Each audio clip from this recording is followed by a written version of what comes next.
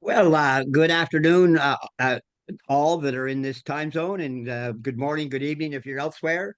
Uh, Today's speaker is David Harries, PhD, a nuclear engineer, former Canadian military officer, a professor, and an adventure sportsman. And those are just some of his outstanding passions. He's got others as well. He is going to talk to us today from his lofty perspective on Whither Canada in the 21st century, Chaoscene, Chaoscene, question mark. In other words, whether, as opposed to whether Canada will succeed in the 21st century. This should be a very interesting and provocative conversation.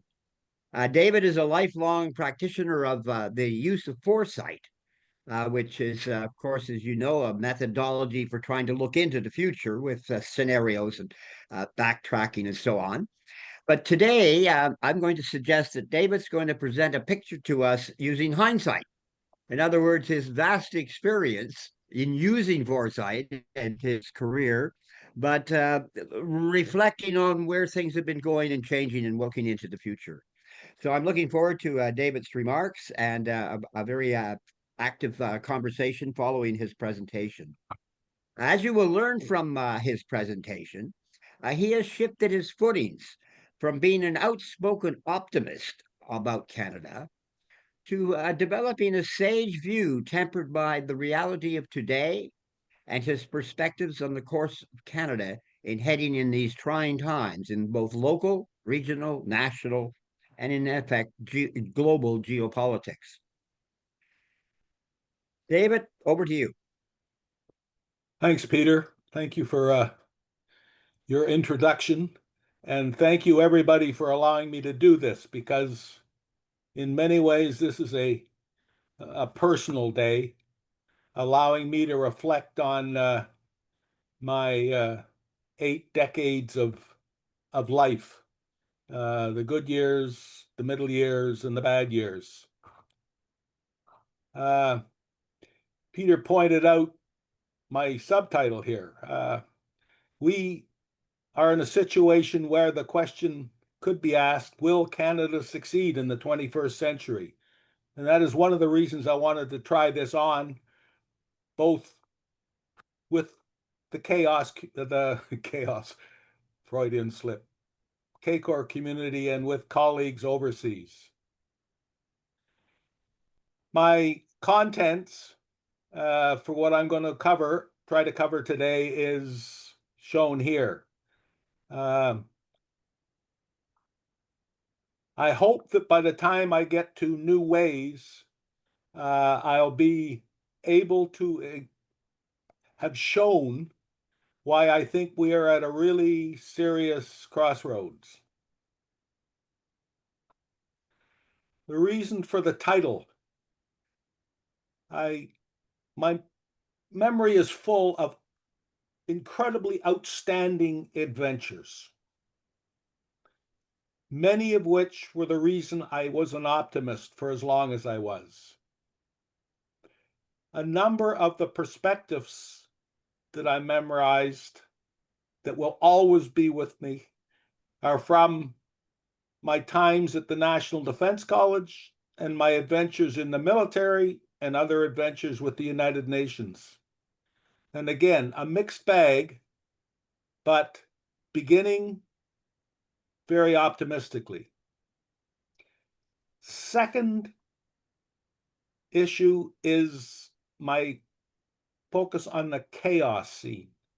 Harlan Cleveland wrote a book in 2002 called Nobody in Charge. And in the book, which is essays on the future of leadership by friends and colleagues and associates that he invited to contribute, one of the things that I couldn't find emphasized enough was the fact that there is nobody in charge is not as important that there's nobody in control. And that takes me into the context for today, this presentation today and my state of mind. You've heard again and again the fact that we have entered an era of unprecedentedness.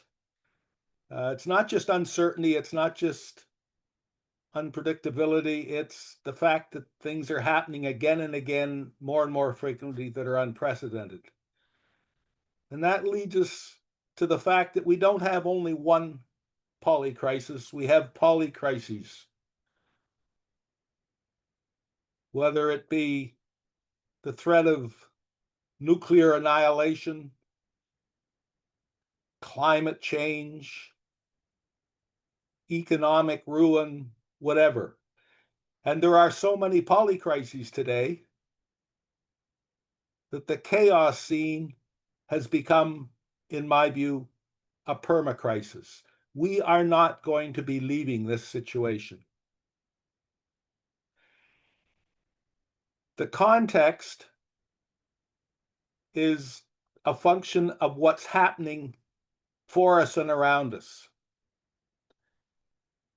Change is happening faster and faster, acceleration. And that passes it through a present that includes more and more new history.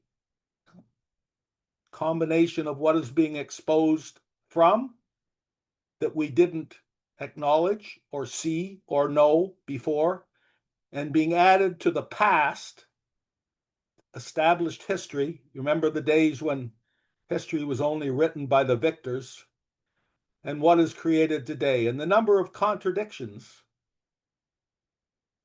are greatly responsible for the level of unprecedentedness that we're facing. And this is testing us mightily. Our competence to deal with these unsettled times is, I say arguably, but by day, I am getting more and more convinced that it's no longer arguable. We are following further behind what is necessary now and what will probably be sufficient, so not just necessary, but sufficient to do what is needed and wanted in the future. Chaos scenery. I spent 20 minutes from my notes gathering the scenery that is today's chaos. And I've highlighted just a few to focus on. Traders at war. You remember when we used to say that people that are in economic and commercial relationships, countries that are in economic and commercial relations, are less likely to go to war? Well, I suggest that is no longer as firm a fact as it once was. I mentioned earlier when we were discussing the setup for today about the Pentagon's problems. This couple, the Hegseths, Mr. and Mrs. Hegseth, are in effect destroying any comfort that senior members of the Pentagon have about what they can or they're allowed to do. We are seeing more and more gang-ruled countries.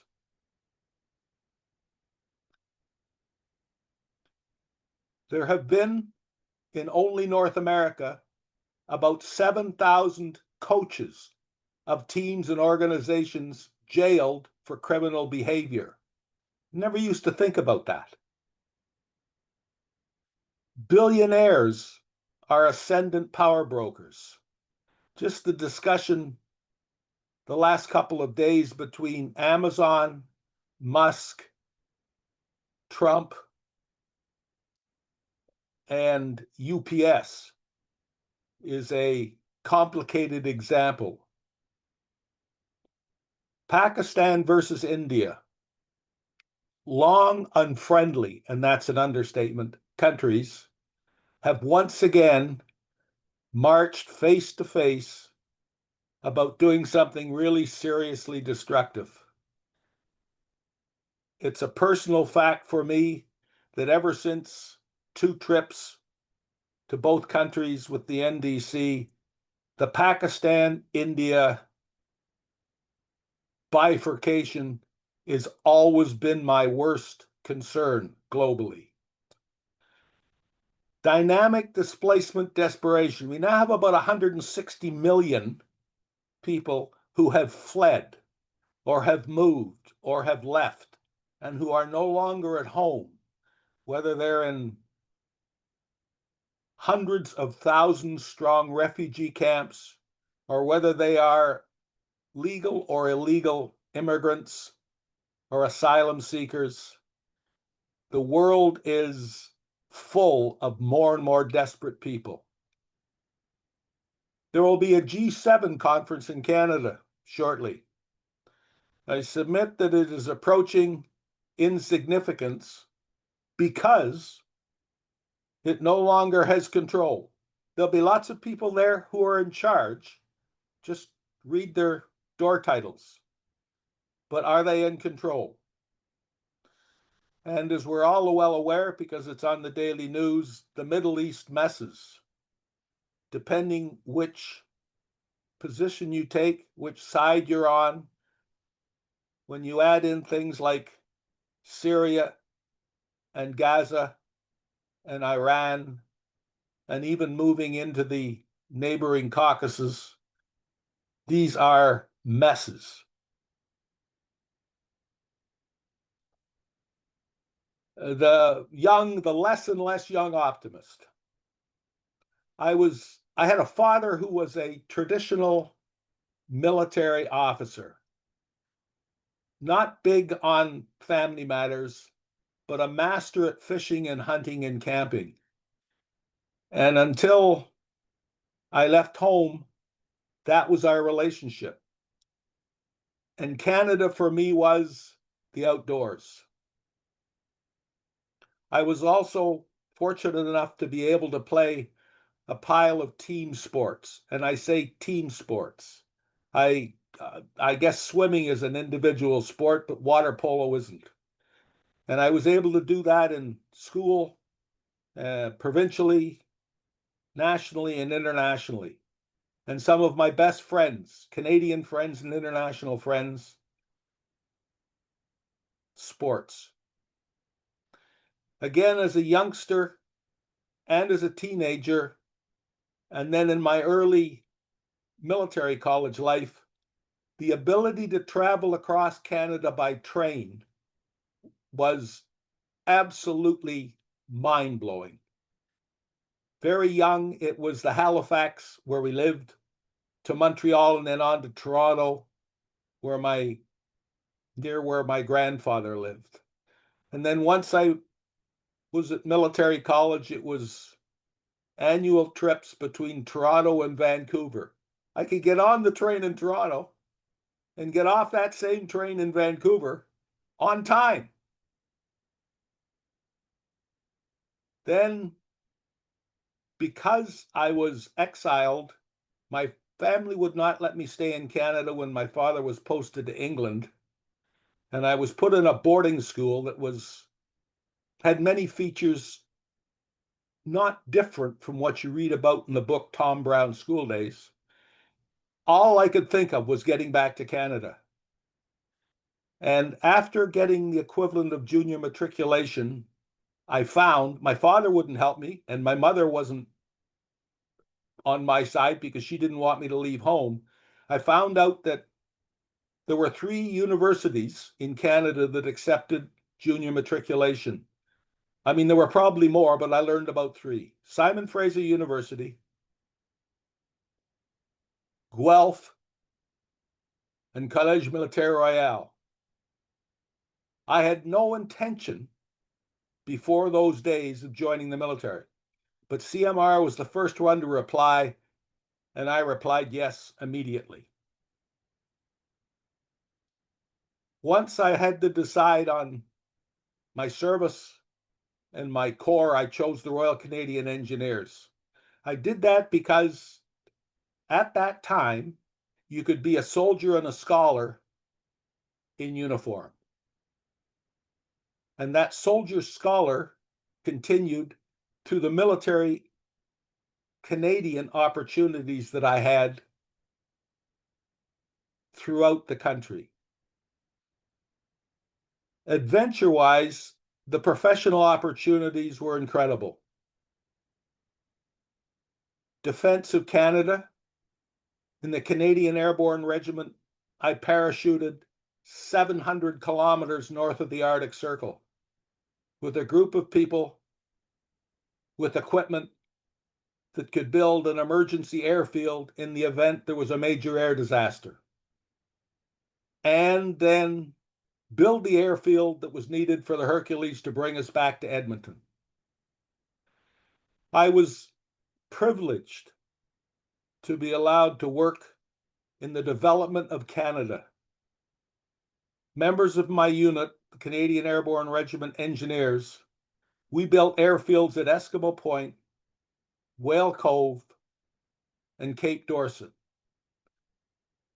with and in concert with the Indigenous people of those villages.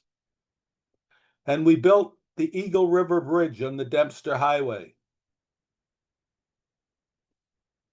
Defense of Canada, because we were the Canadian Airborne Regiment in Edmonton, 1,400 well-trained, totally fit troops with all the necessary equipment, with 16 Hercules aircraft ready to take us wherever we had to go. That allowed us to know we could be present virtually anywhere in Canada. And of course, there were the opportunities, support of civil authorities, Canadian civil authorities, when they needed help. Adventures, because I was a Canadian, because I was involved with Canadian things, parachuting, desert exercises, jungle exercises, the Royal Canadian Engineers, and still today the combat engineers, are responsible for the shallow water divers in the armed forces. Months and months in the Arctic. I wouldn't want to spend my life there, but I miss it every day. And of course, peacekeeping operations, because initially Canada never missed a peacekeeping operation. And lastly, for this list, I had 3 mentors who will live with me forever. And mentors are so important for optimism. Leonard Burchell, the savior of Ceylon. Why was he a mentor? Because in my final years at RMC as the head cadet, I was allowed to spend hours and hours with him at the college and on trips elsewhere.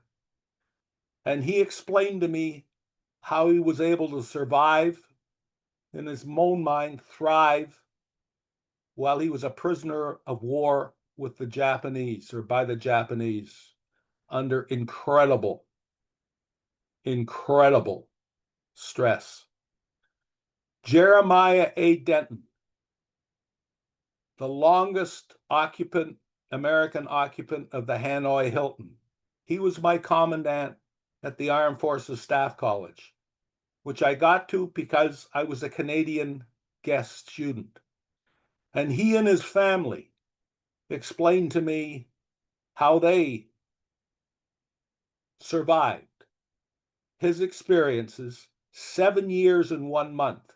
If you want a little taste of that, Google When Hell Was in Session with the actor Hal Holbrook, which was the story of Jeremiah Denton's experiences. And lastly, maybe a little counterintuitively,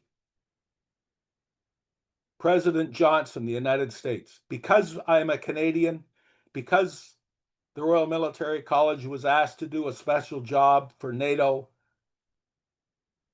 I spent 5 days escorting his daughter, and therefore had dinners with him twice. And as rough and as tough as he was a very wise individual. And he taught me some stories that I, as a Canadian, needed to learn from an American. But tipping points and tipping times. The unification and integration of the Canadian forces was a disaster. It was a disaster that lasted until the 1990s.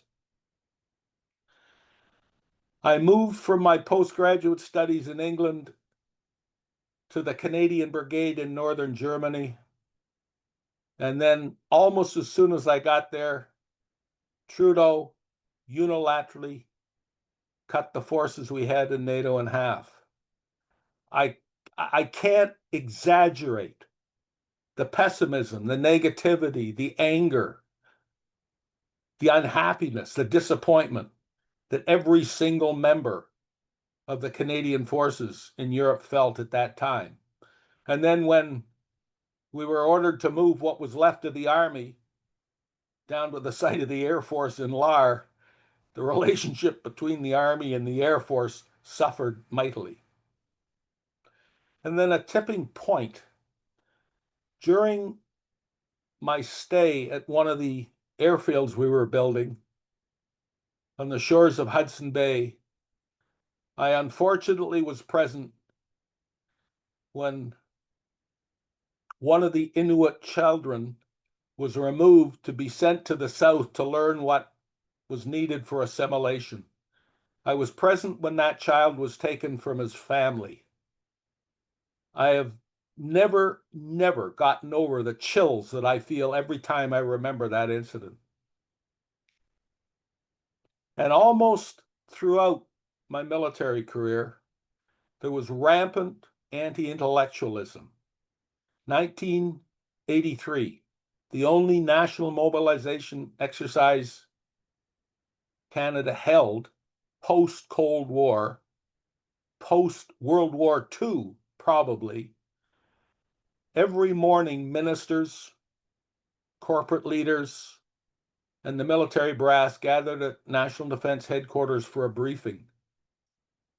And one of the three-star generals at the time joked at the coffee break that military time in school after grade 9 was military time wasted.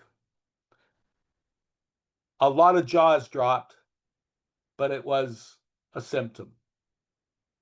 Later, for me, was the way and the manner in which the Canadian Airborne Regiment was disabled, moved, and shut down. Yes, there were problems with what happened in Somalia, but the loss of the Canadian Airborne Regiment was a massive cause of the state of the Canadian Forces today. Then we closed all federal Foresight offices, except for one, Policy Horizons Canada. And I have no truck with Policy Horizons Canada, but it is an example of an organization that we're left with where there are 12 people in charge, but nobody's in control. The 12 people are the consortium of deputy ministers that oversee it. And then for me, as a professional military scholar, the shutting down of the National Defense College. One of the most respected, envied international organizations in NATO. I can remember 2 years later in Australia being sworn at by the head of the Australian Defence Forces for shutting it down because they were working on trying to copy us. And having shut it down, there was nothing to copy. The National Defense College was shut down because it was a Cassandra at National Defense Headquarters. 44 military and civilian executives each year answered the question, what sort of policies for what sort of Canada in what sort of world? And they did it honestly and professionally.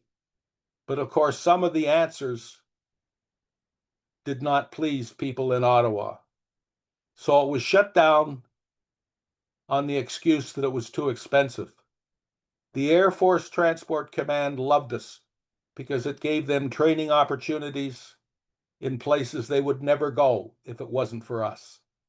The Department of Foreign Affairs and International Trade loved us because we opened doors that they could not. We were the only national defense college in NATO that had visits more than once in the Union of Soviet Socialist Republics. Because of my nuclear background, while I was at NDC, I was ordered for a number of days each week to be a member of the nuclear submarine program. It was, in effect, a clown show. It didn't have to be, but it was. This worries me now that we're talking about buying 12 submarines without any notion of the cost or the implications or the staffing or the bases or the weapons for them. And then we're all aware of the diversity, equality, inclusion imposition in the Canadian Forces.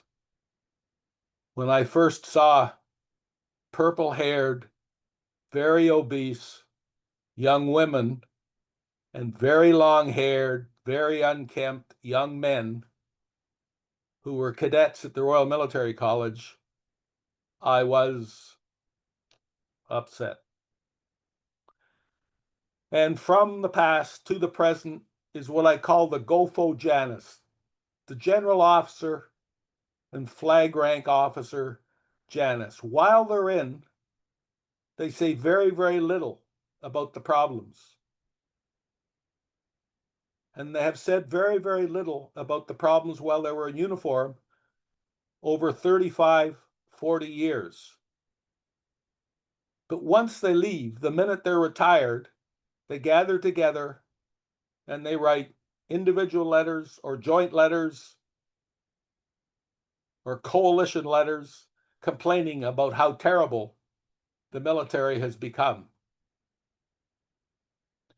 And my experience, personal and professional experience, incompetence, delay, denial, deferral, reduction, dishonesty, disdain, fears, fear of failure, aversion, risk aversion, and selfishness.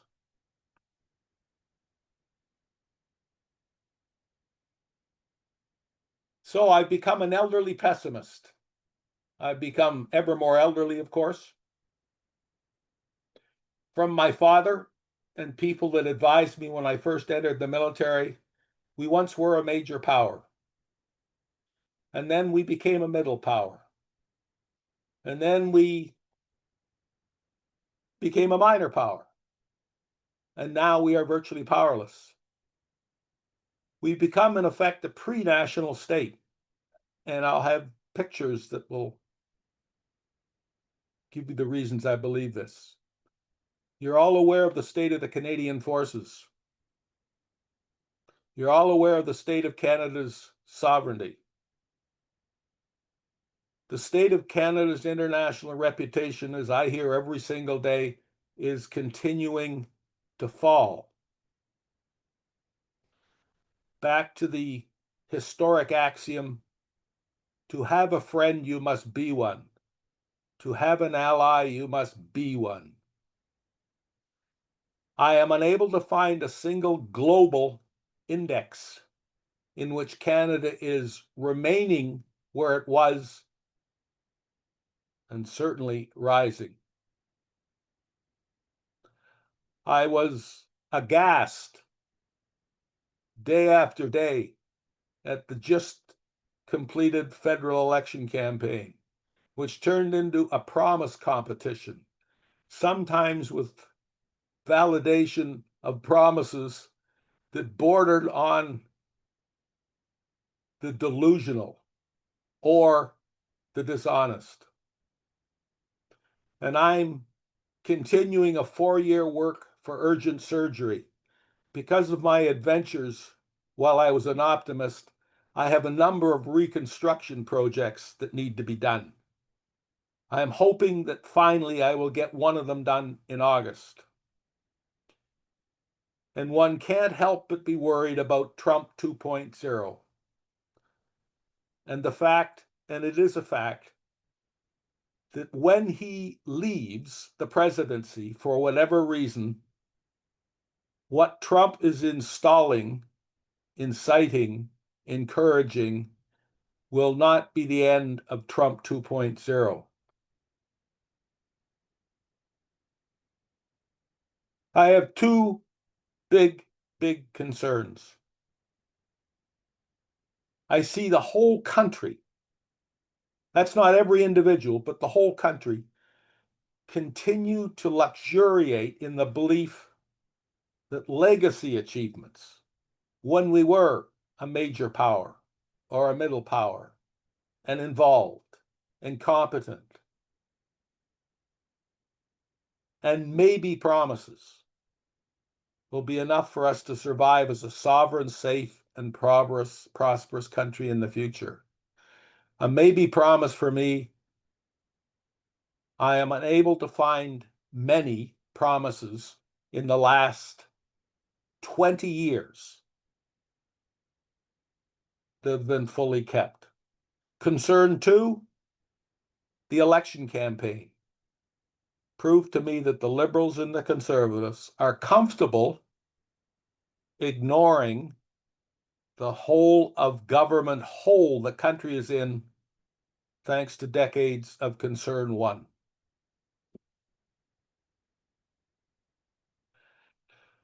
I have a big question, biggest question, and it was provoked anew by yesterday's Globe and Mail article, which I recommend reading because it's a pretty fair overview. The article, The 8 Fateful Issues That Canada's Next Prime Minister Must Face, and the link is there. My question is, which national issue is in such appropriate, acceptable shape that it is not between in need of significant attention or, in light of yesterday's article, fatefully urgent? The 8 in the Globe and Mail article: Trump, economy and tariffs, housing, climate and energy, which I see as two huge, different, a disparate assembly of issues: immigration, healthcare, defense, and unity. And then, because of my work, both in Foresight and in civil military affairs, the emergency response plan, which has been awaiting refurbishment, refinement, updating for years and years and years. Procurement, technology, development, infrastructure, Arctic education, the Arctic regions of Canada, education, transportation, interprovincial trade, crime, justice, elections, sports, domestic violence, opioids, certification, Indigenous affairs, foreign policy. I'm just saying all of those require attention. And some of them, including the 8 that the Globe and Mail pointed out, are in urgent need of attention. But none of them are improving. So before I get to my suggestions, just some pictures of what was. For me, Churchill is a symbol of the reason why I've become a disappointed pessimist. I actually was in Churchill just at the point when it was tipping into insignificance. But you can see from the top row of pictures there the sort of activities, the scope of activities: military, civilian, thousands of people, an active port, an active airfield, an active international community. And then you're all aware of the famous failure of the railroad. The port hardly sees any activity. I am almost embarrassed. Nana Civic. Each year at National Defense College, the course did a 7 to 9 days, because you never were quite sure about the weather, trip across the Arctic, and we'd stop at 4 to 6 places, again, depending on the weather and conditions. And Nanisivik was one of them. And I can remember Nanisivik as just an incredibly active, busy mine, school, port, and airstrip. And Nanisivik is one of the places promised to be one of the northern hubs. I'll believe it when I see it. Most of it is in disarray. The little air terminal is seldom active. It is my second Arctic disappointment site. I said in my list of concerns we're a pre-national state. We're a huge, huge country. Great distances, but great fences. Provincial fences, municipal fences, the federal provincial fence. Look at the election barriers, election fences that we have, these seats. Look at the number of education systems we have. And if you want to get to here from there, there's not many places you can do it from. And if you wish to do it, you need a lot of money. And all the sites in the Arctic that should have airstrips don't. Even though had the program that was in place in the 1970s been continued with military national development, there is no reason why they, by now, 2025, they could not have been. I notice that the air connections don't include Nanisivik, of course, because there's no reason to go there right now. And with great distance and these fences, we have all these differences. Think of all the differences in the major cities, and then in the thousands and thousands of towns. Think of all the differences, I think daily, of all the differences here in Kingston. 130, well, it depends which sign you read. It varies between 120 and 170,000 for Kingston and Greater Kingston. Our First Nations populations, on reserve, off reserve, in urban areas, in rural areas. Our ethnic variety, our religious variety, our cultural variety. And then the map on the right showing not only fences, but size and distance and climate.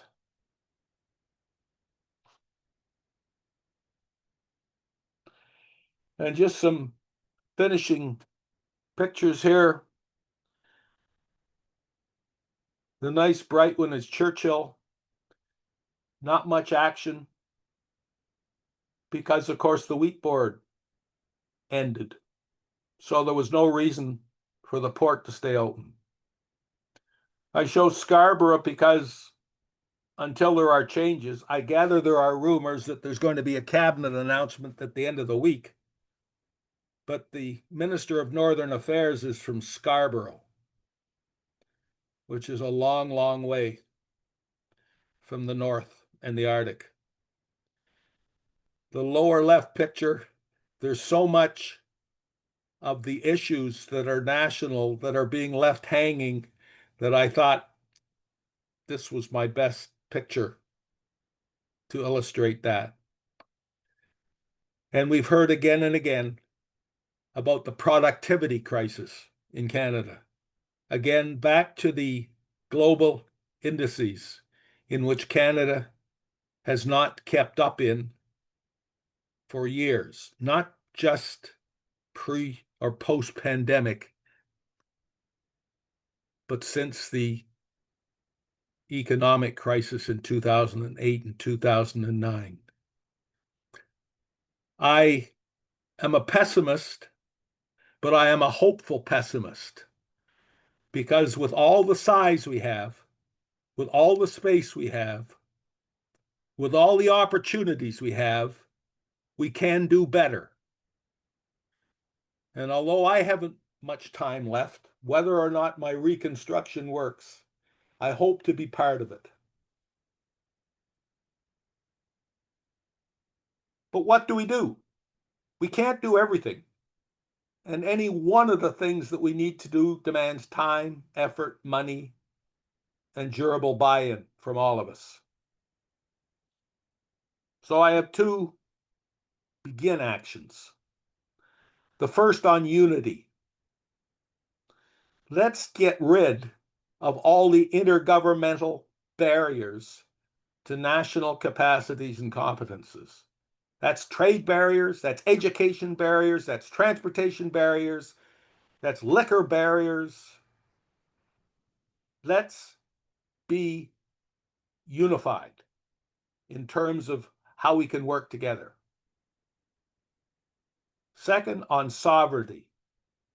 Let's get people, work, activities into the whole country instead of just, in effect, a 200-kilometer wide belt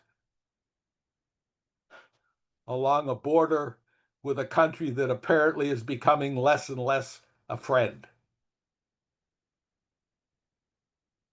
Action now, and I say this because it shouldn't cost a lot of money, and we don't have to have a complete rebuild of everything that we can do. Let's get a foreign policy. Canada, for all its size and potential, is not an island. We have 3 oceans. We have a great game beginning in the Arctic with the Russians, the Chinese, the Americans, and everybody else who wants to be a near Arctic or an Arctic interested nation. Let's get ourselves a foreign policy that makes sense. And then, a little bit tongue in cheek, let's reset the elected hierarchy. I'm quite sure none of this will happen this Friday or whenever the new cabinet is announced. But how about national interoperability? Manitoba is not going to become Quebec.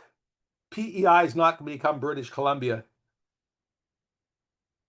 But all of them have strengths that can be shared with others. But that can be shared only if all the barriers are brought down, in which case we can become more unified. Unless Trump is successful, we are the only country in the OECD that does not have a national minister of education. And if we are to be nationally competent in the future, I suggest that this would be a really, really, really useful focal point, point of contact, center. A minister of national sovereignty. Again and again, we call for a whole of government activity, whole of government attention, whole of government focus. Well, the Minister of National Sovereignty, that would be his mandate or her mandate. Whole of government cooperation. Minister of Science and Technology.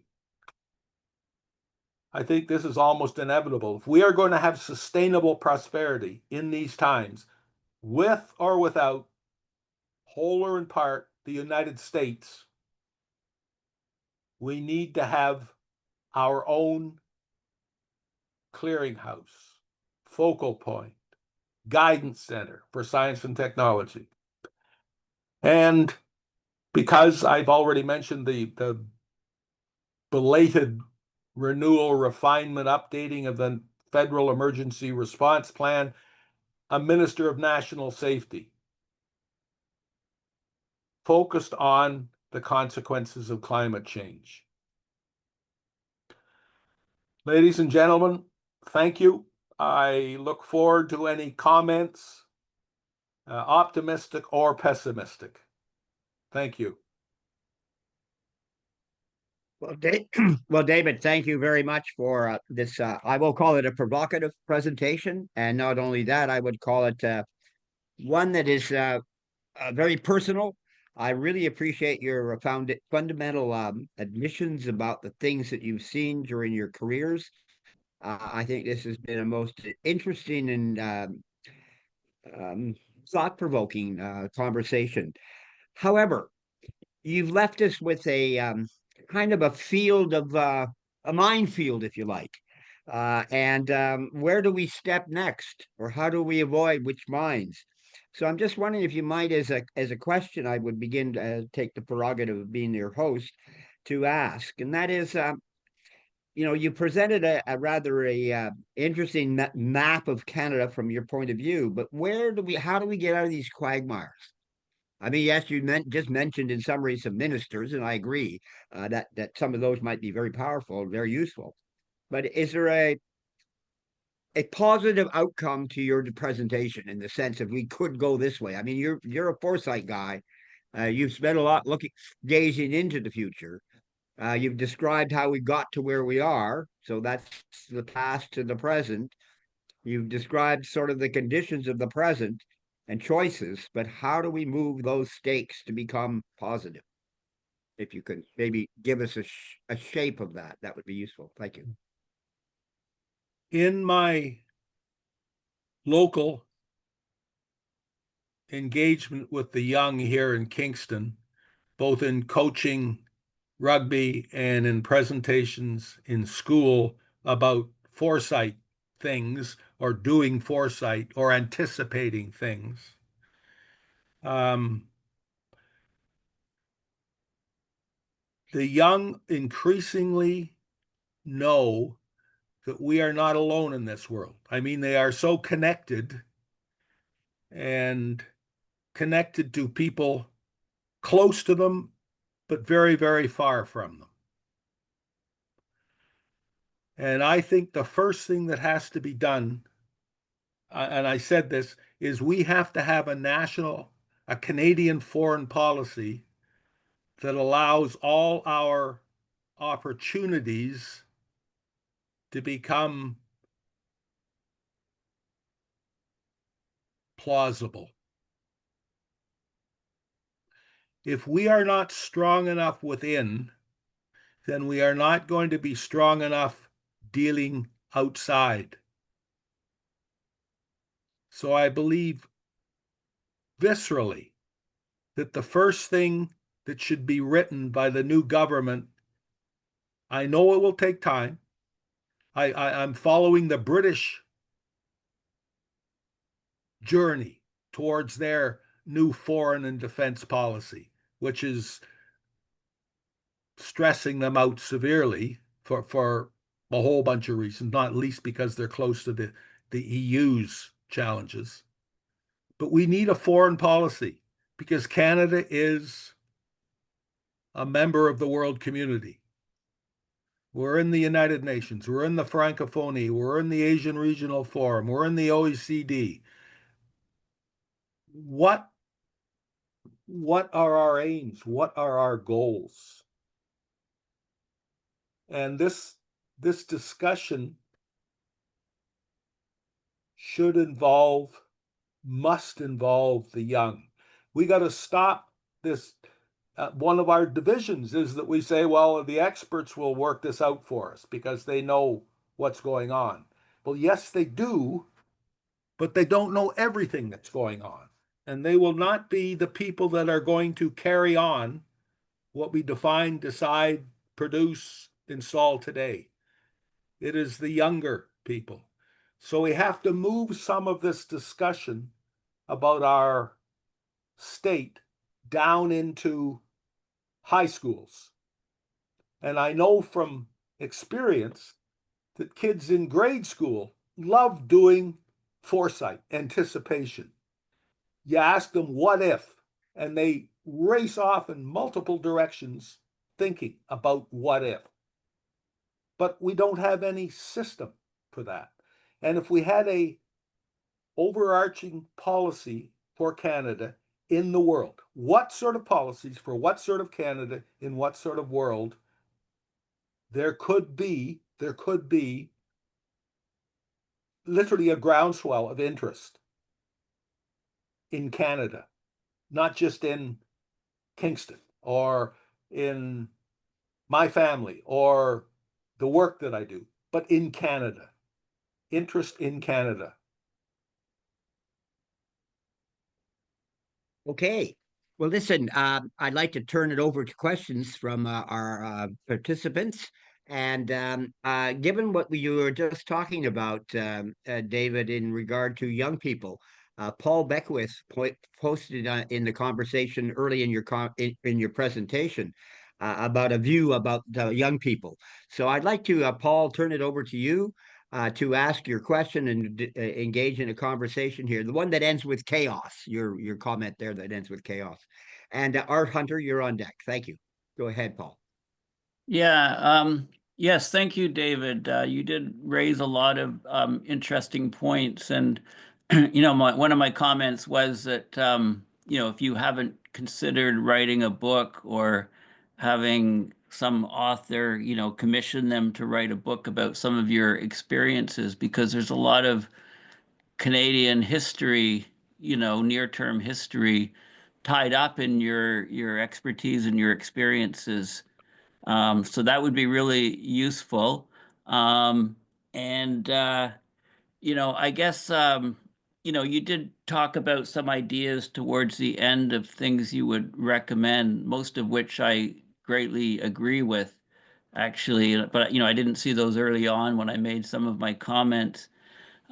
So I guess maybe you can a couple questions for you. The recent election, the Conservative platform was that Canada is broken. They've been saying this for years, and they changed their tune a little bit recently when, we were under attack by the US and there was a huge surge of Canadian patriotism, and many people were pointing out Canada is still a great country on the world stage. There's many metrics where we're in the top 5, top 10.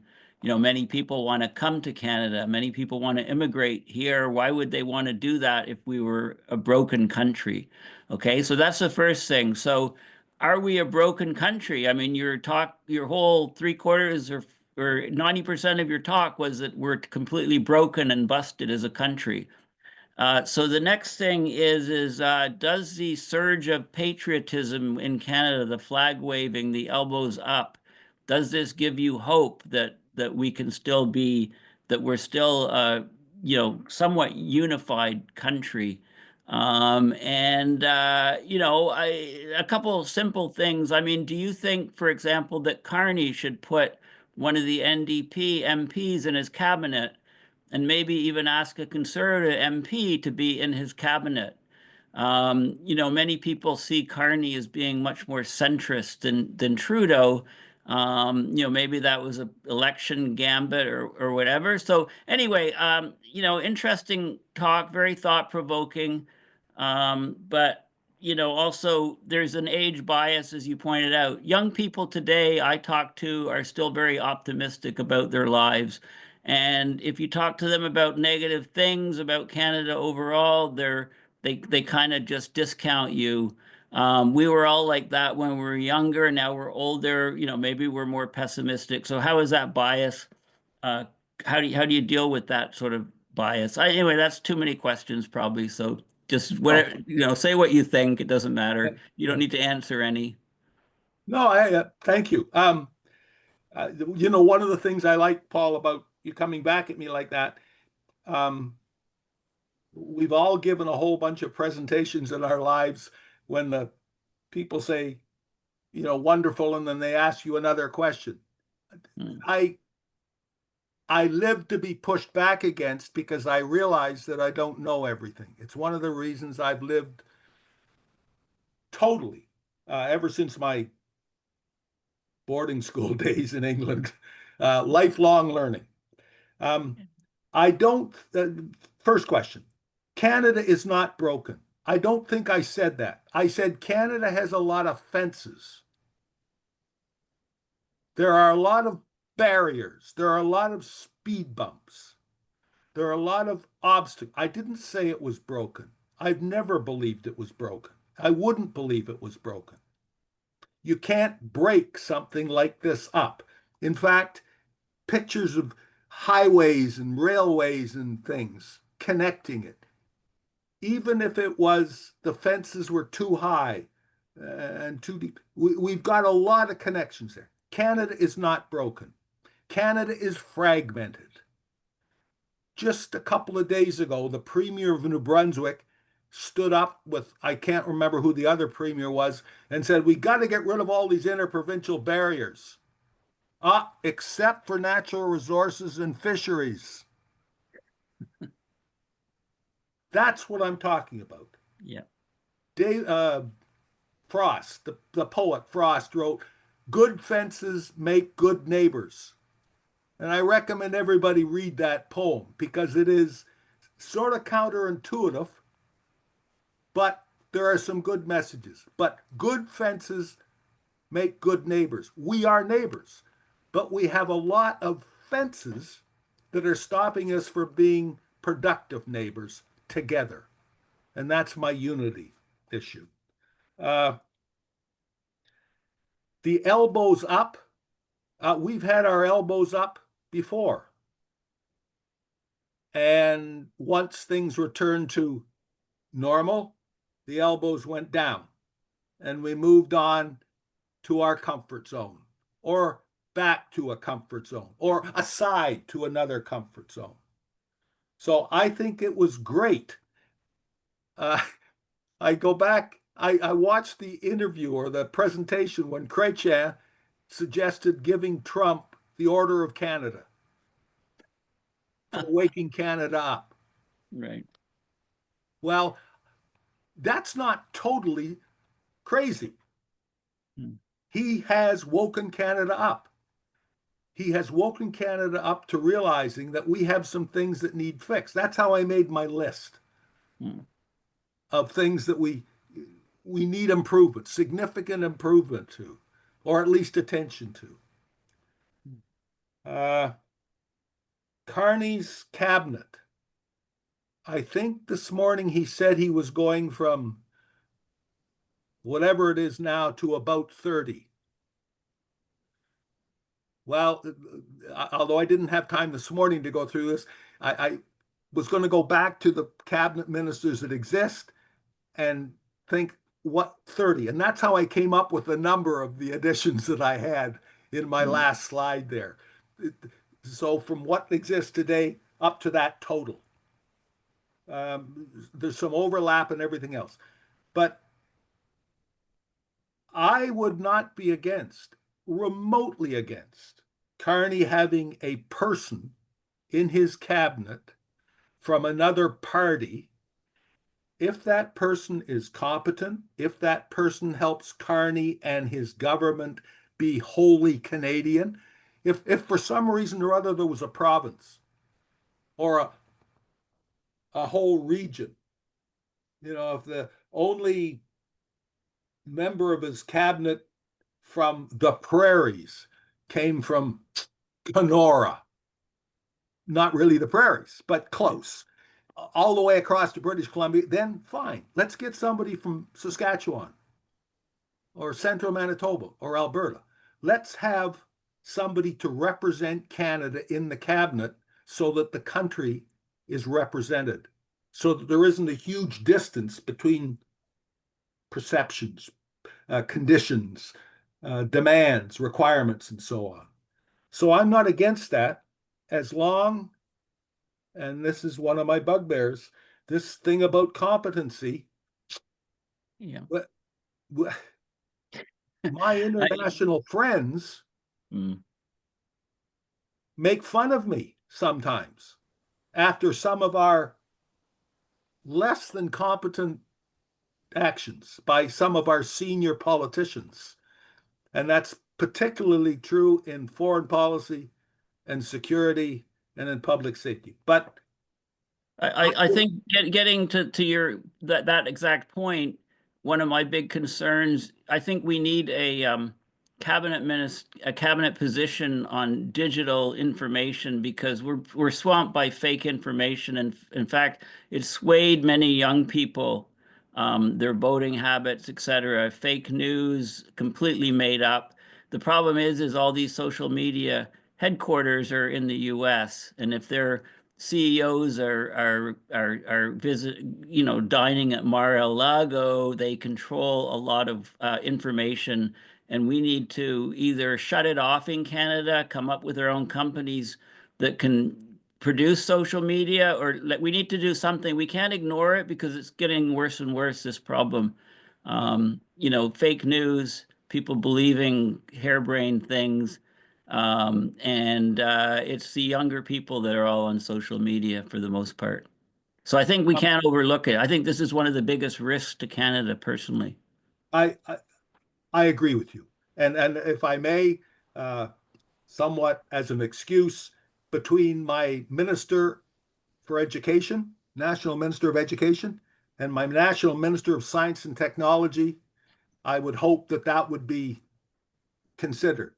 One of my big worries is cyber weakness.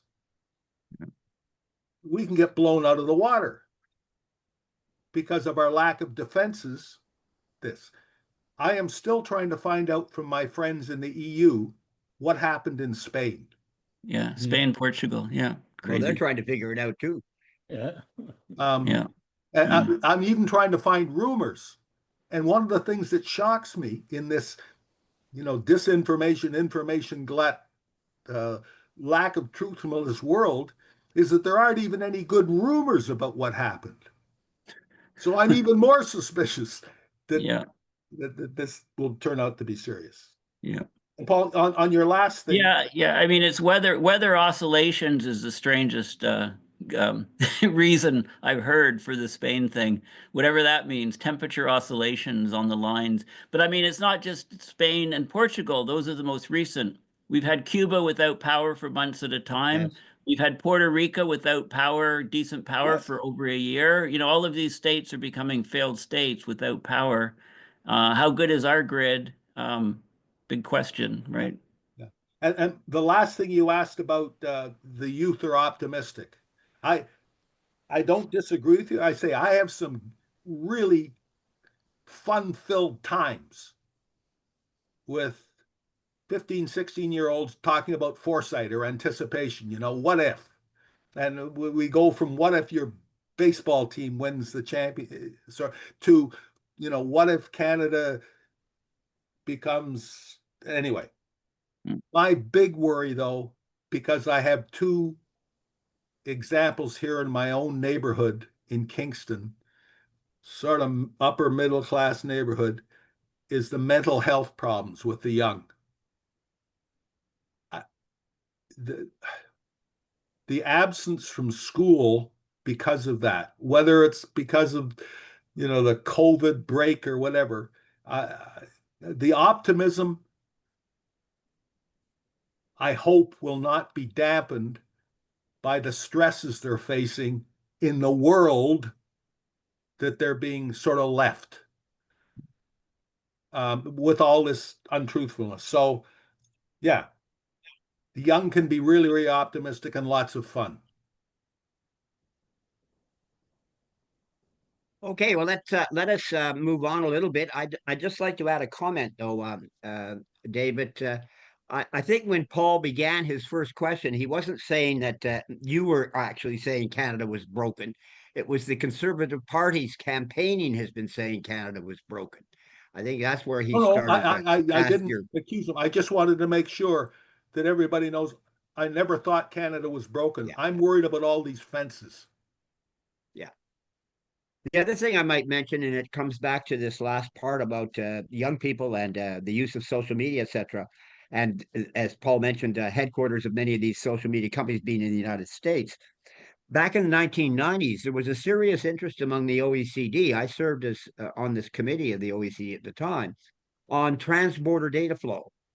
Because in those days, it was considered that data in the emerging digital world, remember early 90s or late 80s, in fact, the world was starting to look like there was going to be lots of information that would be personal online, and there was absolutely no regulation or any kind of authority to look at how to set policy in that environment. So transborder data flow became a big issue. And then with the explosion of the internet and then the large takeover of the internet by major corporations that are mostly American and Chinese for that matter, the transborder data flow disappeared because the data is all being aggregated in certain countries. And so we still have this issue in front of us. And I just raised that as something that maybe our government and the rise of digital information needs, as just outlined, and a minister responsible. Maybe that's one of the things that's got to be put back on the table. So I'd like to turn it over to Art now. It's been partially answered in the last discussion, but Art, please go ahead and stimulate this conversation a bit further, and I'll put Ruben Nelson on deck. Well, all right, you did respond to and answer my question on the order of Canada for Trump, and so let's not go there. But I have in essence three other questions which are interrelated. One, of course, is what is still being done right in the Canadian Armed Forces? You know, I know a little bit, but not very much about JDF2, and I know Petawawa and their deployment off in Latvia or Estonia. Anyway, I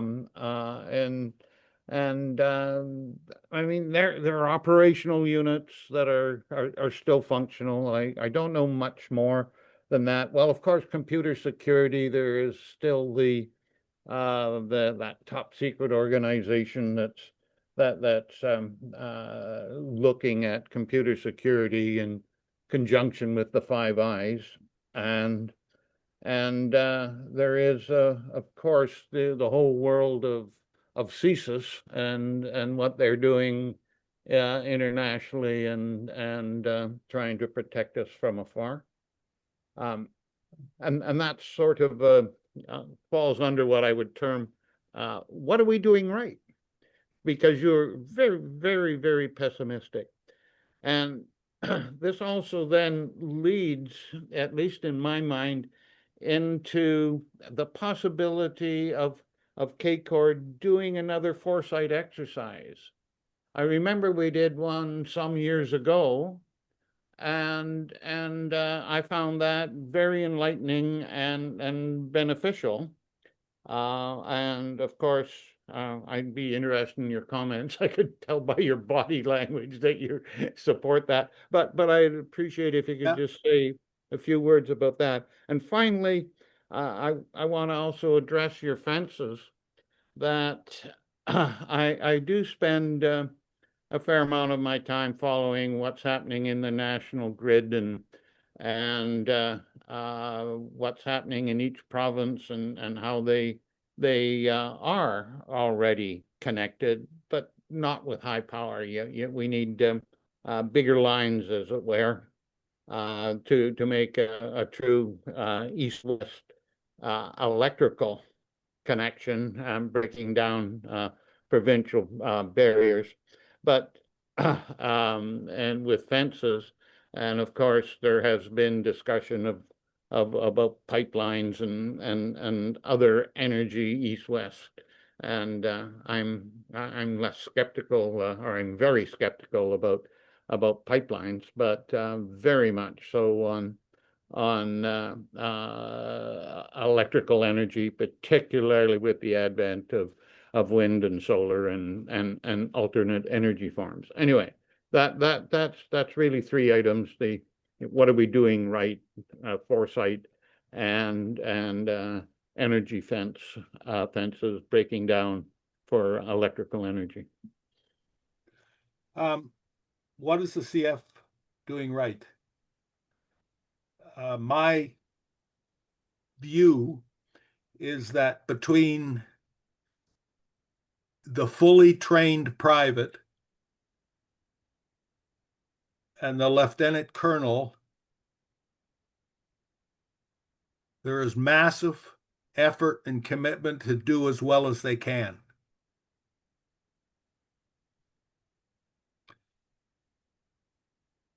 And subject to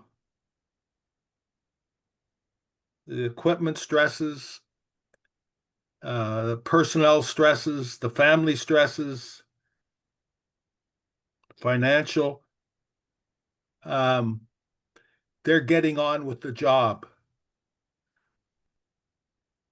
But increasingly, and one of the things that I learned while I was the assistant coach at RMC rugby for 17 years is these young men and the rugby men's team know what's going on, even though they don't know what's happening up top.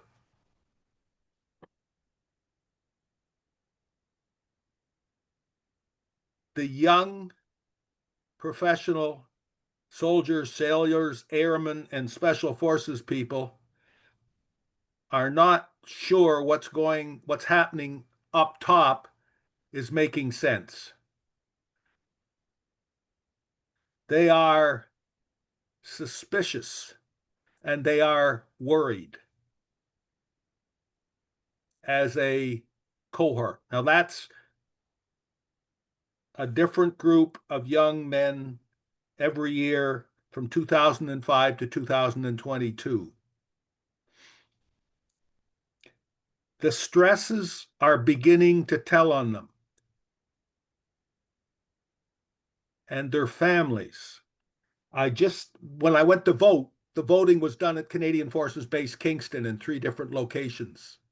Very efficient, very quick.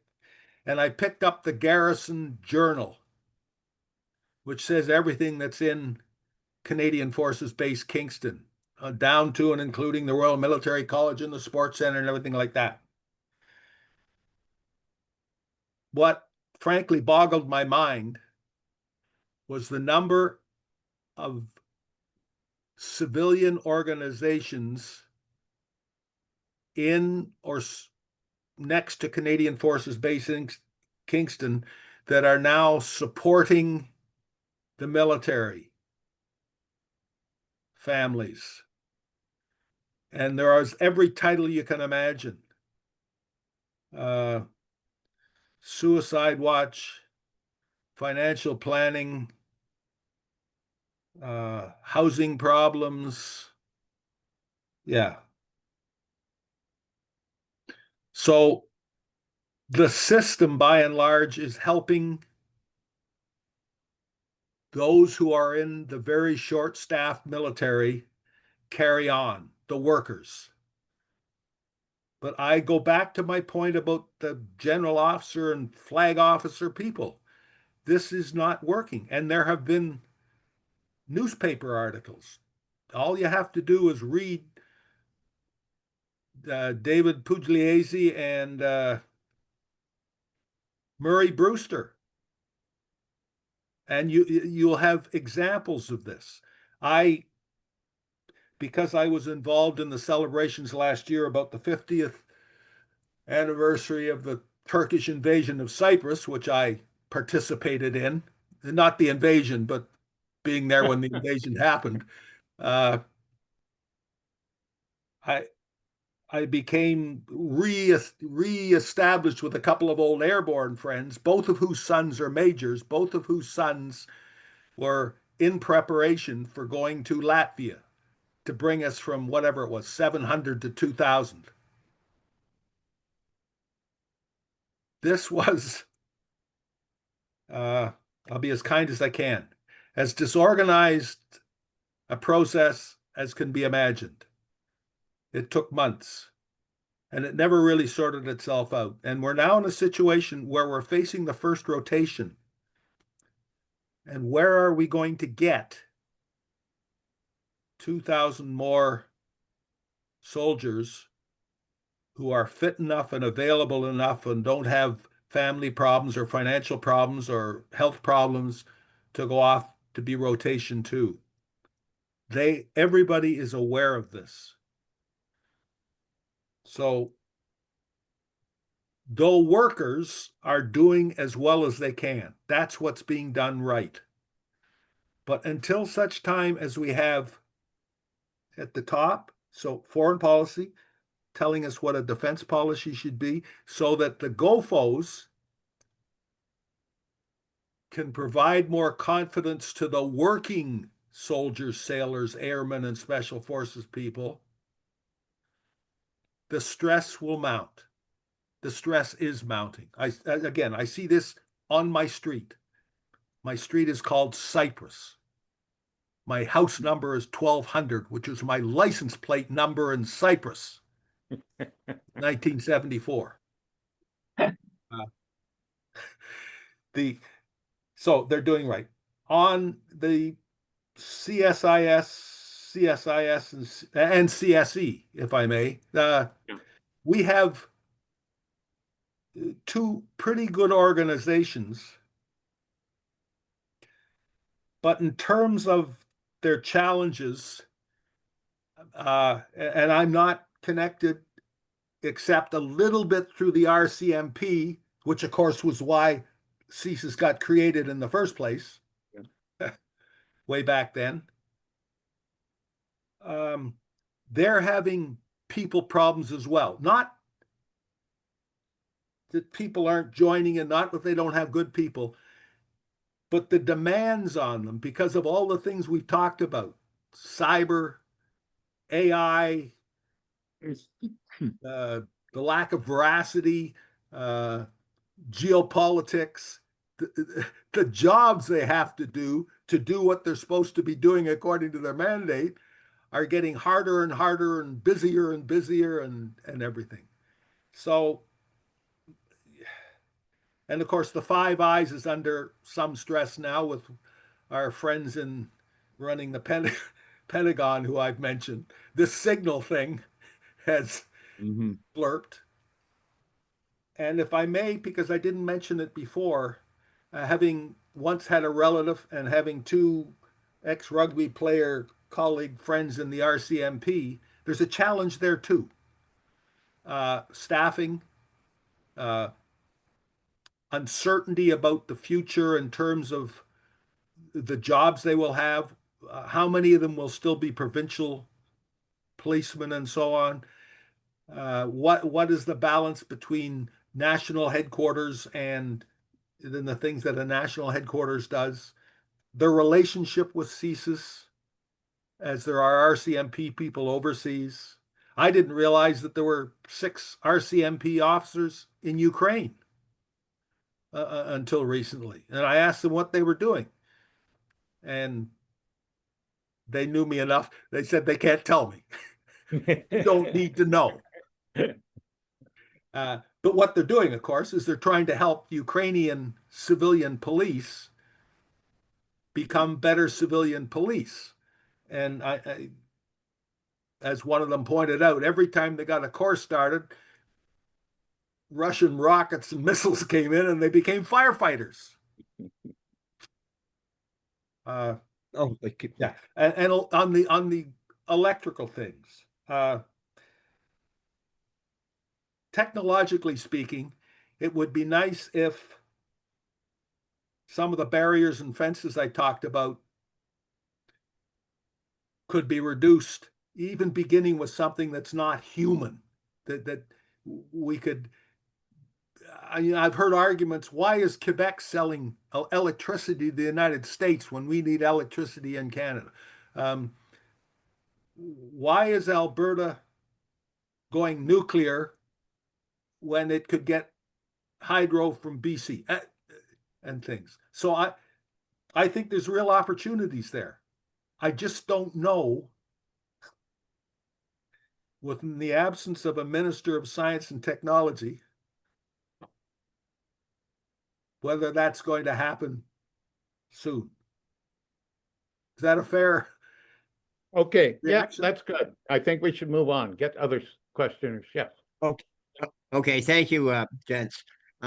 It's over to Ruben, and I just mentioned after Ruben, I'll take 3 more questions that I've got people lined up. So I'll put John Hollins on deck, and then we'll, at the end of that, after I ask Ted to do his question, there'll be somebody before that as well.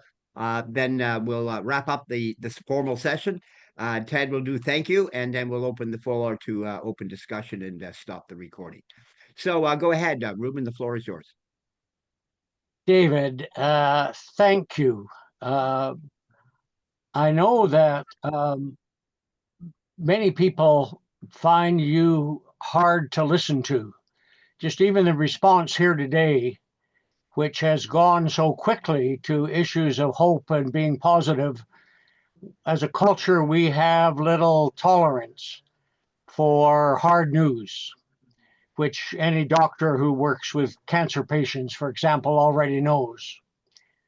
And I want to acknowledge that just to help in context for those online today or watching this as a video, you've seen more of the world than the vast majority of people in terms of the number of places you've been and the circumstances in which you've been in it. And you've seen it from more senior levels. You've had access to from the lowest levels of culture, but to also to the senior levels that frankly most folks in CACOR fantasize about, but haven't ever seen.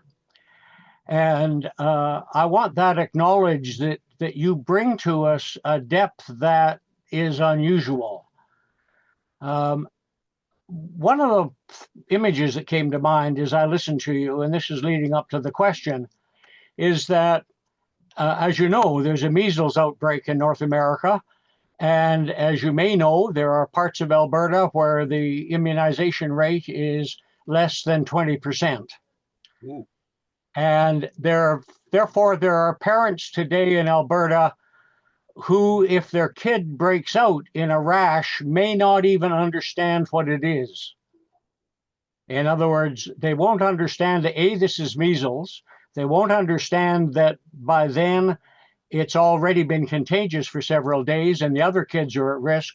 And they won't understand that there's been an inoculation against it, which they could have obtained.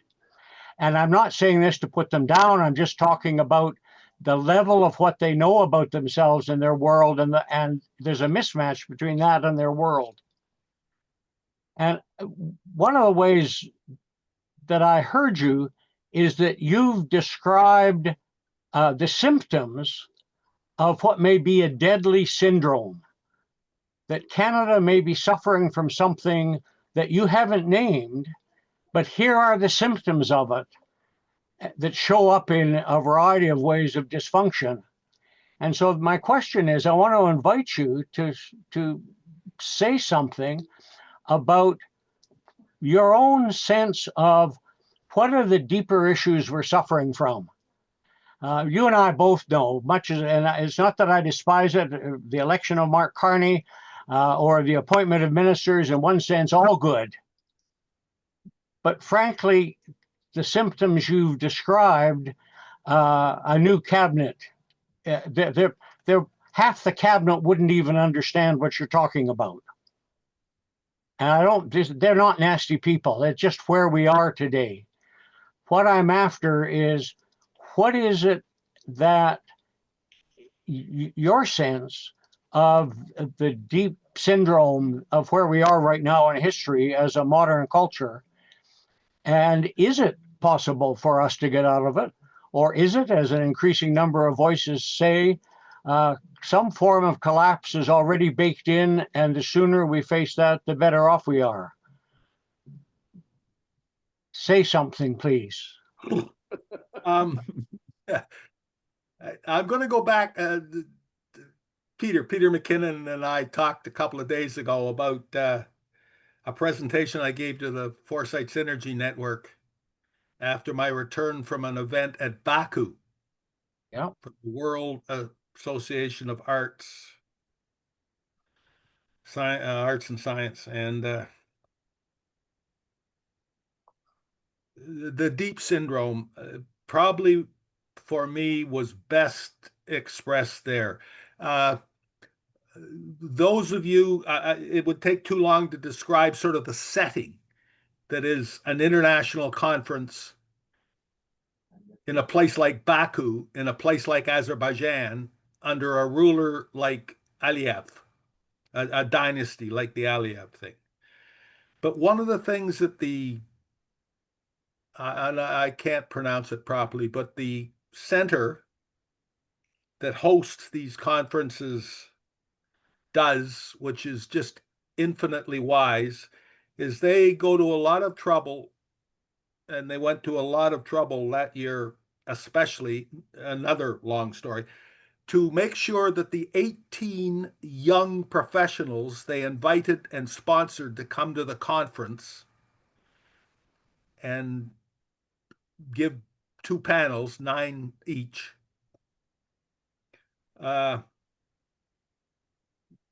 were very, very good, very, very impressive people. The symptom was expressed in the second of those 2 panels, and I just didn't have the time with everything that's happening to respond to Peter to go and get my stuff out from that note and the presentation and thing.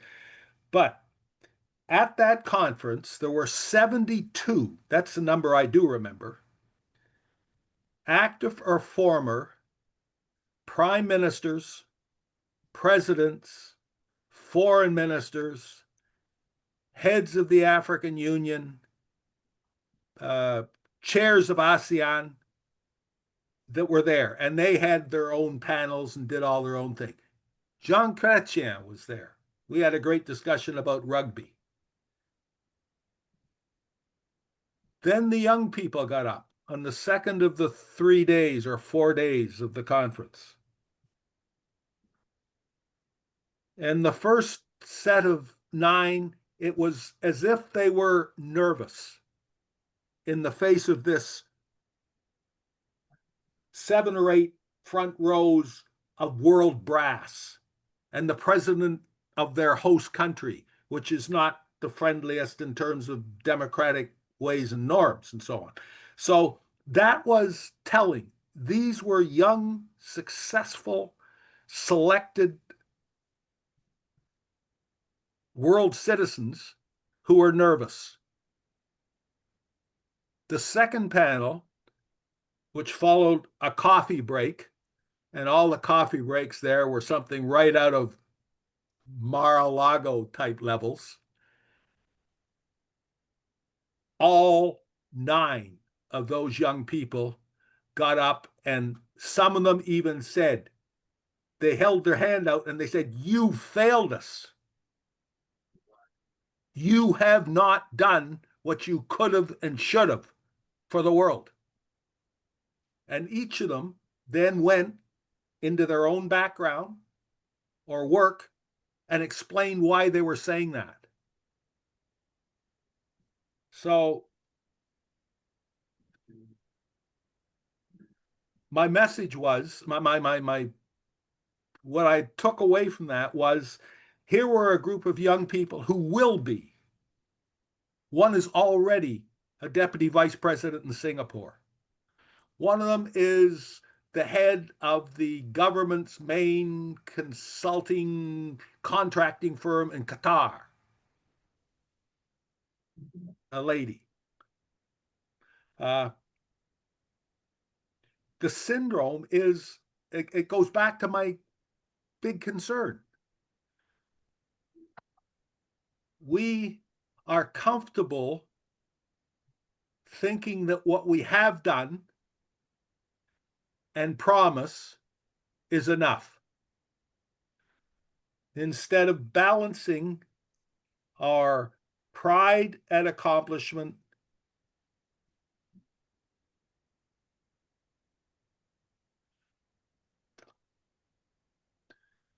and unwillingness to be honest with what is needed going forward. Now, I don't know whether that's willful blindness or a choice just to not think. If I had a big, big wish for Canada, it was that we would have a promissory revolution, so that governments no longer make promises they can't keep or they know they won't keep. But that won't pass muster. So the syndrome is, we have to spend more time working together collaboratively, coherently. We don't have to integrate because that dumbs down the smart and gives free riders a ride. We have to be interoperable. That's why my first minister is for interoperability, so that we lower fences and open gates and, you know, don't live in silos. Or if we want to live in silos, let's put doors and windows and communications in them so that we can share.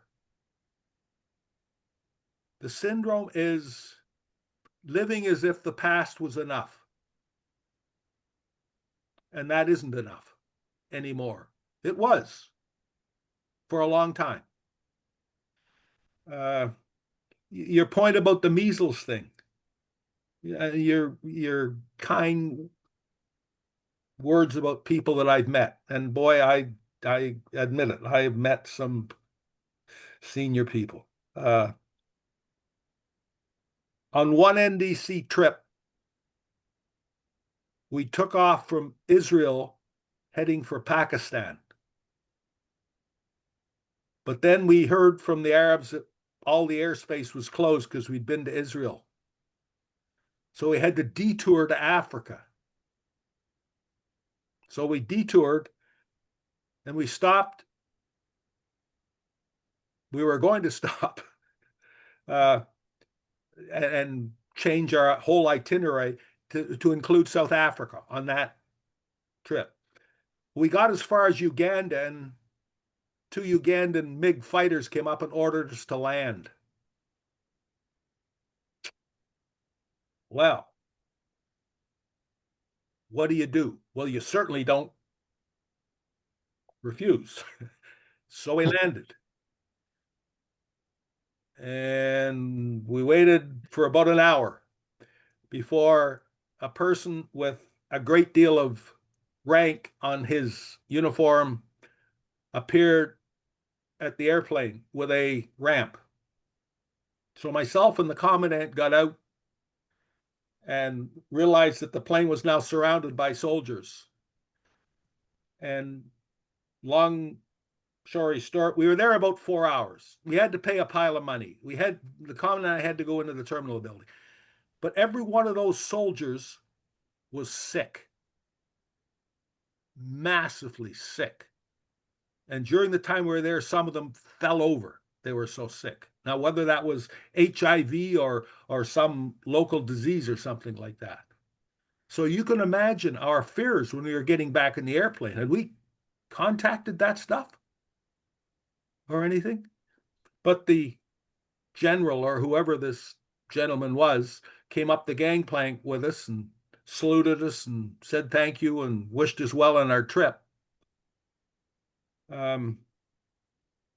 That's a story that wouldn't have gotten the papers in Canada. But here's their capital city airport, whose security force is all really ill. Part of my window in the world on this thing.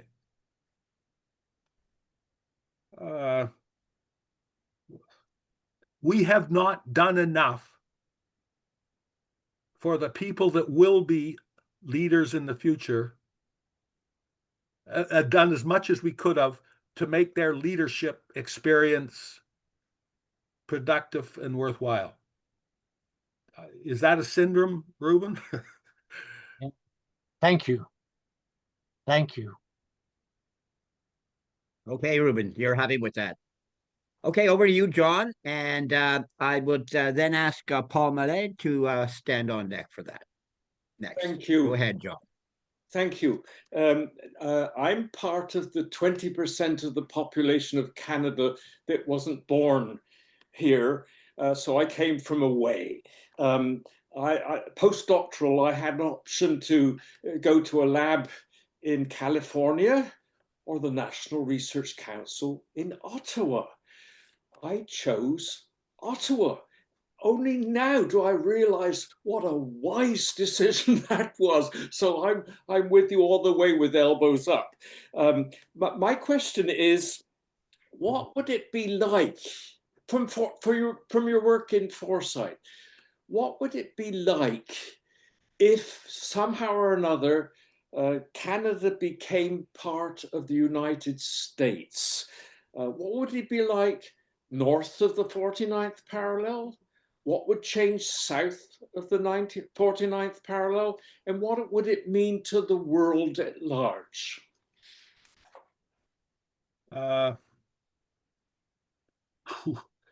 We better get together for about a year and a half. Yes, fair while enough. we carry out a pile of surveys. One of the things I didn't mention, but it has always interested me, is if you look at the geography and geology of Canada and the United States, it's north-south. The mountains go north and south, prairies go north and south, the Great Lakes sort of are in a place, the Maritimes, this coast, that coast. We have these governors' meetings, governors and premiers' meetings. The tourism thing, a big thing here in Kingston. Holy smokes. Don't go to the United States. Well, the duty free at the Thousand Islands Bridge is shut down. The people in Watertown, and Syracuse are just up in arms at Trump, not at us, at Trump, because we're not going to the United States anymore because we're afraid our phones or our computers or something is going to be checked and we're going to be sent to prison or Santiago or wherever that prison is. What would it be like if there was no politics involved? It would, this is a really simplistic, it would be natural. People in the mountains understand people in the mountains. People in the prairies, farmers understand people in the prairies. People around the Great Lakes understand people in the Great Lakes. Maritimers are Maritimers. Maine, you look at Maine and New Brunswick and they talk the same way even. So, but there's politics. And if there wasn't a border there, I am not sure what would spread from the north-south, but sure as shooting, the guns would flow from the south-north. That it would become open carry rule. That's one thing. Secondly, in terms of indigenous and aboriginal things, although I'm connected with the National Indigenous Women's Entrepreneurship system here in Canada, we don't talk much about or with American Indigenous people. So our complicated, high number Indigenous challenges, work, factors, I don't know how they would interface with those in the United States. I don't know if that would become a dispute area or a collaboration area. Secondly, the whole issue about immigration. Then there's no immigration. Trump's famous for saying, well, there wouldn't be any tariffs, but that's the only thing he's talking about.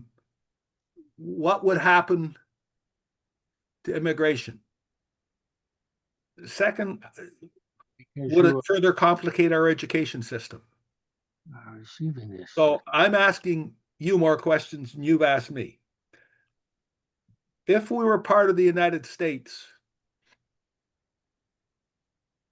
how would that matter to the world? Well, it would matter to Alaska. It would matter to Greenland. And it would matter to the people, but in different ways, who are now actively becoming more and more interested in the Arctic. Because that would no longer be a border with Canada, no longer be the Northwest Passage, it would be the American Passage. And Russia and China and the United States. there are so many scenarios that your question provokes. It's interesting, but from the world point of view, is there a reason? Is there a legal? Is there a international moral reason that could not happen? I don't know of any. If Canadians wanted to do it, but I've always known that from my military experience that there's no way on this little earth that the U.S. could invade Canada. We're just too big, too varied, and frankly, the American military doesn't do cold weather well anywhere. Biggest international incident I was ever involved with was with 9 American soldiers from Camp Drum, New York, who joined us for a military exercise in Earlton, Ontario, and got frostbite. And we were accused of not training them well enough. Well, you wouldn't believe the work beforehand we went to make sure they were trained, and we retrained them, and then we retrained them. I'm going to tell you what I'm going to tell you, and then I'm going to tell you, and then I'm going to tell you what I told you, and then we're going to review it. About 3 weeks in Petawawa with these Americans. And they disobeyed every guideline, regulation, and all got frostbite. Anyway, but they are economically superior, financially superior, and therefore there are ways that they could coerce us into doing things we don't want. I don't think even Trump is that foolish. But anyway, I shouldn't have said that. It's fine. Thank you. Okay, John, thank you. And I just now turn it to Paul, and maybe we'll try and make a short wrap up in the next question answer here, Paul, and then I'll ask Ted to ask his question, and then following the answer to that, Ted to thank the speaker. So go ahead, Paul. Okay, I'll keep it very brief. I didn't expect to be asked. I put most of what I wanted to say in the chat, so people can read that. I guess the position I would like to say is I would like to take the position of being an optimist with regards to this subject. I was an aerospace engineering officer in the Air Force, and I went through the brown uniform, blue uniform, green uniform, back to blue, and then to British sort of uniforms. And that was something. And I saw the advantages and disadvantages of it. I mean, going green, we amalgamated procurement, for example, which was a nightmare prior to that. If you're in aerospace engineering or any of these sort of logistics communities. I also served in Europe. I've done missions in the Ukraine, Iran, Africa, all these weird and wonderful places too. And I served in LAR and in NATO. And I guess we have different perspectives. I mean, and they're very common in the military. There's the Army, Navy, and Air Force perspectives have different cultures. And that leads to different sort of opinions. When we amalgamated the bases in Europe, four-wing and all that kind of thing, basically what happened was Canada got out of the nuclear game, nuclear delivery game with regards to the starfighter, and things came together. And I served on the Fulda Gap and all of that kind of stuff there, and we had peace. And there was when the Warsaw Pact fell, there was a peace dividend, and in skipping a lot of generations and some of the cost cutting that went on in the so-called decade of darkness, we did not go to war. What the military did during my entire career, almost my entire career, was be involved in every single peacekeeping operation going, and then it's stopped. We're down to about 5, 6, a dozen or whatever these missions. And as I said in the chat there, peace, prosperity, and security of Canada is the peace, prosperity, and security of the world. And maybe that's where we start, these kind of peacekeeping missions. I have some problems with NORAD. I worked in NORAD, chief of staff of fighter group and Valdor and all these kinds of things. And we had nuclear weapons there on squadron.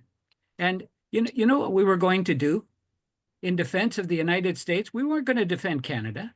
We were going to turn the North into glass, to stop the waves of Soviet bombers coming over headed for the United States. That's what we were going to do. So when they say we're not carrying our weight, for heaven's sakes, we're sacrificing our entire country in that kind of context. And one of my biggest pleas would be, let us not militarize the North. The North is not a battle space.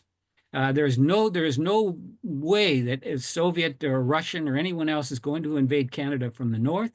As one general just said, if anyone wants to invade the North, you know what the mission is for the military?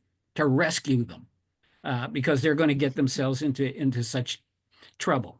And the North, in a strategic sense, is simply not there. I mean, we've got Greenland, which is Europe, on our right flank, and we've got Alaska on the other flank. There is just no way that we are alone and afraid and danger. What we may have in the future is another Panama Canal up there, if this climate change materializes, because it's an extra 3 days, to go around Greenland rather than go through the Northwest Passage.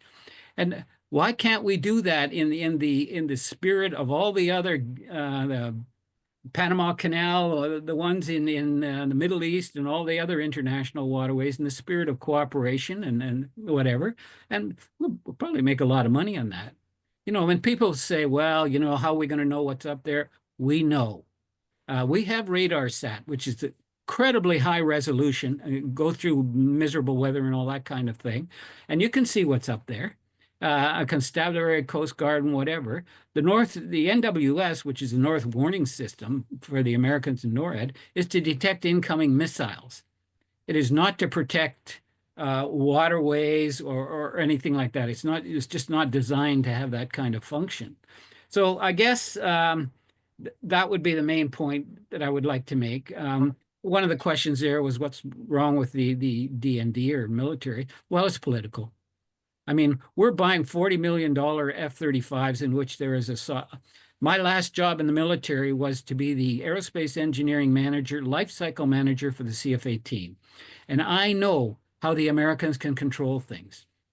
The biggest opportunity we have right now after this election is to go back to an even relationship with the United States that existed decades ago, where we stood up, no, we're not getting into the Iraq war, and we're not doing this, where we stood up to the United States.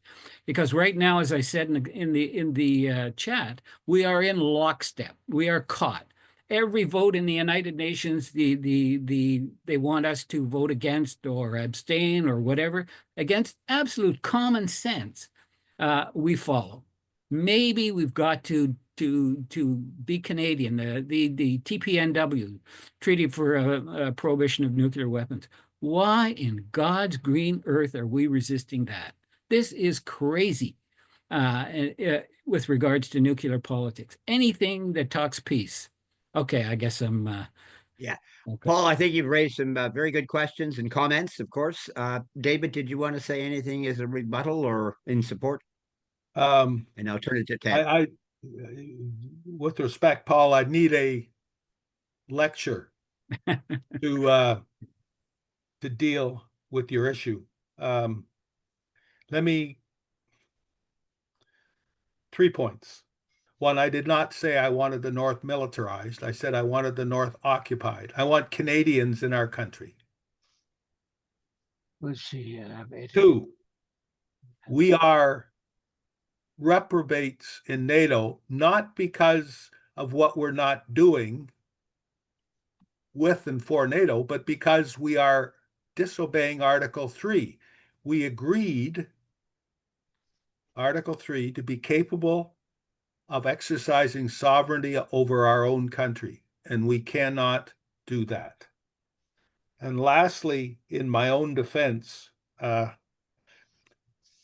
no, one more. I I've hated from the beginning the idea of the F-35. It's one of the only things I agreed with Trudeau with whenever he said no, way back then. I can't. Anyway, my adventure was because I was tri-service. I launched once when the airborne was the Special Forces for Canada before JTF2 and all the other, from an Oberon submarine off Nova Scotia. Dear Lord, talk about mold. You know, we've seen this in the papers these days. I trained with the Navy as a shallow water diver to become a shallow water diver. I lived with the Air Force in Hercules and on 707s around the world for years and years and years. And I lived also with the Air Force as I was the project manager for airfield damage repair when it was initiated in NATO. So, and the reason I went to the Armed Forces Staff College was because I was ordered to go there to learn about joint and combined operations, which I then came to the Staff College in Toronto and taught for 4 years. Although the Navy never showed up for the classes. Yeah, I did those too. Of course, their work is on the bridge of the ship only. So anyway. It sounds like you guys should have a private conversation. We agree on almost everything, except I think I suggest that you may be leaning too much about what we could have done and did do rather than on what we need to do now, if I may. That's my answer. Thank you. Thank you, David and Paul. Over to you, Ted, to make your question, and after you get your answer, I'm going to do a very quick sort of little summary of a couple of things. First, I have never been in an army. I've never held a gun in my life, and I'm delighted to have lived in Canada for a good part of it. That said, I think the notion of trying to understand the preparation that is needed, and as David has said, and Paul has clearly said, and others and Blair have said very clearly, that we do need strategy to be applied to where we invest our energies. And the one item I'm citing here from the past is that we do know what's there in the north. In fact, I mapped it. I was running most of the mapping process for the Canada Land Inventory and for the Canada Ecological Land Survey. And we have very detailed aerial photography from virtually down to every little weather station in the whole place, as well as every river, every creek, and even mapping half of the Caribou. The point is that we at one point in the past got a lot of Canadians together from different political groups, different companies, different provinces, different communities, and actually had a major conference on what we were going to do with the North. And it was called Resources for the Future. It was one of the biggest conferences ever held in Canada involving everybody. And we came out with an awful lot of programs. And that's why I was roaring all around the North doing aerial mapping to try and figure out what our resources were and what the vulnerabilities were. My question then, before I'll give you a quick answer on, is could we do something like that regarding actually how we manage not just the North, but Canada?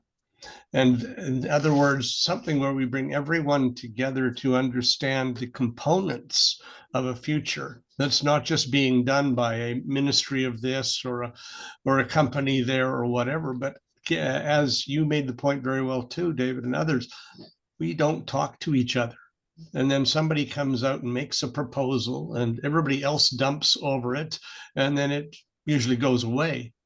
And the real issue we have not had is the one I don't see on your list is a ministry of planning, integrated planning for Canada, or planning for Canada's future, or something of that, and not just federal, for all of the people who happen to inhabit here and the people we deal with.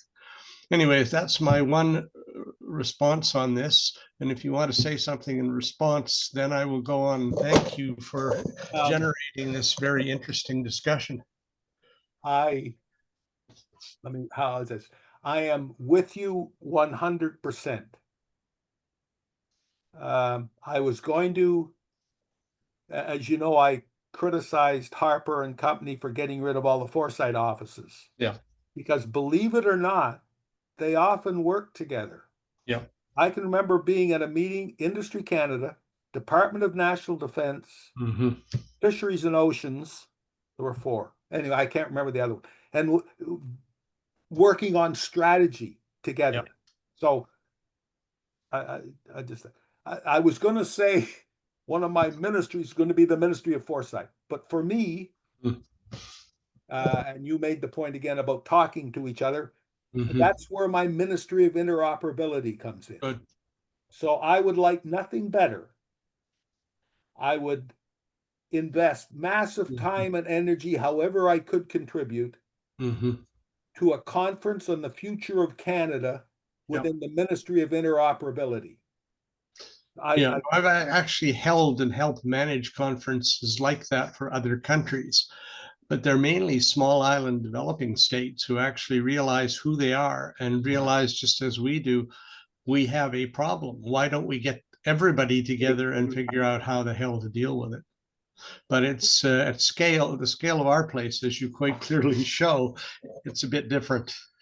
Yeah, but we could gather a group of people who support the idea of what needs to be done and produce a statement, and we just send it.